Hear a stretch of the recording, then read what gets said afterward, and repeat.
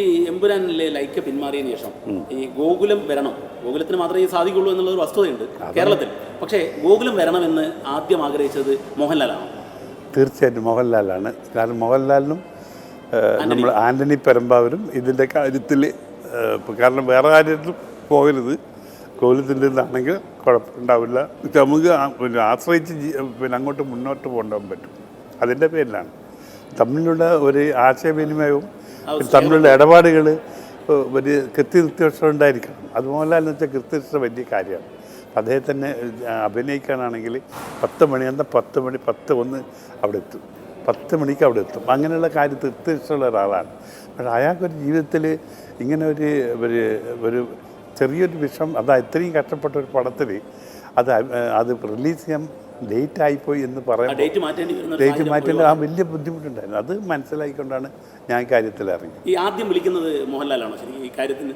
ആദ്യം വിളിച്ചത് മോഹൻലാലും വിളിച്ചു, മോഹൻലാലും പിന്നെ ഇദ്ദേഹവും വിളിച്ചു.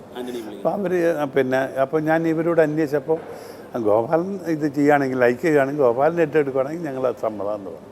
അപ്പോൾ അത് തന്നെയാണ്, അങ്ങനെയാണ് ഞാൻ എൻ്റെ അടുത്ത് വായിച്ചത്. പക്ഷെ ആദ്യം ഞങ്ങൾക്ക് ധൈര്യമില്ലായിരുന്നു, ഇത്രയും വലിയ കാശ് നമ്മൾ ഏർപ്പാട് ചെയ്യണമല്ല. അപ്പോൾ പിന്നെ അത് ബാങ്കിൽ നിന്നൊക്കെ ഏർപ്പാട് ചെയ്തു കൊടുത്തു.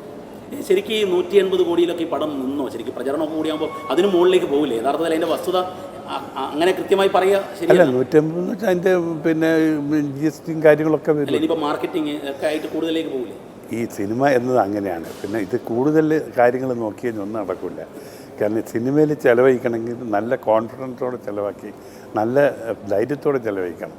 സിനിമ അങ്ങനെയാണ്. ഒരു 10 സിനിമ എടുക്കുകയാണെങ്കിൽ ചിലപ്പം 9 ചിലപ്പം ഫെയിലാവും, 1 വിജയിക്കും.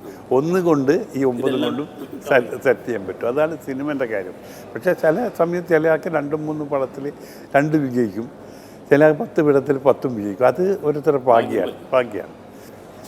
മോഹൻലാലിനുള്ള സ്നേഹമാണ് ഇങ്ങനെ ഒരു ഇത്രയും വലിയൊരു ബാധ്യത. തീർച്ചയായിട്ടും അത്രയാണ്. മോഹൻലാലിനോട് ഒരു പ്രത്യേക സ്നേഹം എനിക്കുണ്ട്.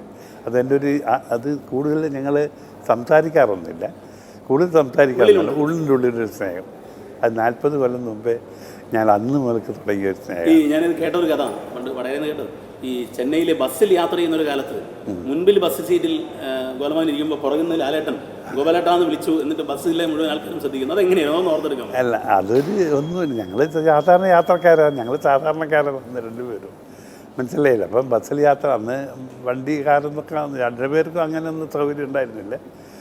അന്നേരത്തെ മോഹൻലാലിനെ എനിക്ക് അറിയായിരുന്നു, ഞാൻ രണ്ടാളും പരിചയമുണ്ട്, ബന്ധപ്പെടും. അതിൻ്റെ ഒരു ദിവസം ബസ് കയറുമ്പോൾ ഞാനും ഇവിടെ ഉണ്ട് ഗോപാലേട്ടാന്ന് വിളിച്ചതാണ്. അത്രേ കാര്യമുണ്ട്. അതൊരു ആ കാലത്തെ ബസ്സിൽ യാത്ര ചെയ്യുന്ന കാലത്തേക്കുള്ള സൗഹൃദമാണ്. അത് സൗഹൃദമാണ്. അത്രയും കൊല്ലങ്ങൾക്ക് മുമ്പ് സൗഹൃദമാണ്. മാത്രമല്ല ഞങ്ങൾ പല പ്രാവശ്യം കാണുമ്പം അദ്ദേഹത്തിൻ്റെ സൗഹൃദം, അതിൻ്റെ ഉള്ളിലുള്ള നല്ല ഒരു ഹൃദയത്തിൻ്റെ ഒരാളാണ് അത്. അതാണ് നല്ലൊരു ഹൃദയത്തിൻ്റെ ഉടമയാണ് ലാൽ. അയാളെ ഒരു ഫാനാണ്. മുമ്പ് ഞാൻ പ്രേംനസീറിനെ ഇഷ്ടപ്പെട്ട പോലെ ഇദ്ദേഹത്തിന് ഞാൻ ഇഷ്ടപ്പെടുന്നതാണ്. ആ ഇഷ്ടമാണ്, സ്നേഹമാണ് എമ്പുരാക്കിൽ എത്തിയിട്ടുണ്ട്. തീർച്ചയായും അതുകൊണ്ട് തന്നെയാണ്. പിന്നെ ആൻ്റണി പെരുമ്പാവൂരും ഞങ്ങൾ ബിസിനസ്സിൽ വളരെ ക്ലോസ് ആയിട്ട് വളരെ കറക്റ്റായിട്ടുള്ളൊരു ബിസിനസ് വേണം. നല്ലൊരു പ്രൊഡ്യൂസറാണ്. അത് അങ്ങനെ ഒരു ഇമ്പ്രഷൻ അദ്ദേഹത്തിൻ്റെ പേരിൽ എനിക്കുണ്ട്.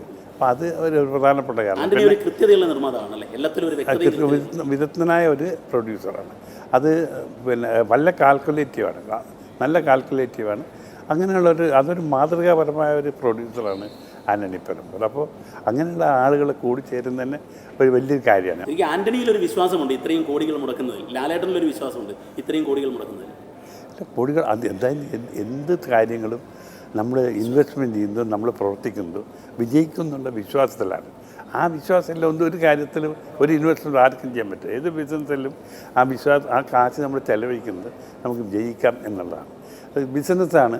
ഒരു 100% വിജയിക്കുമെന്ന് പറയാൻ പറ്റില്ല. ചിലതൊക്കെ പരാജയപ്പെടും. എന്നാലും പരാജയപ്പെടുമെന്ന് വിചാരിച്ചിട്ട് ഒന്നിനും ഇൻവെസ്റ്റ്മെൻറ്റ് ചെയ്യാതെ അല്ലെങ്കിൽ പരിശ്രമിക്കാതെ ഒരു കാര്യം ചെയ്യാൻ പറ്റില്ല.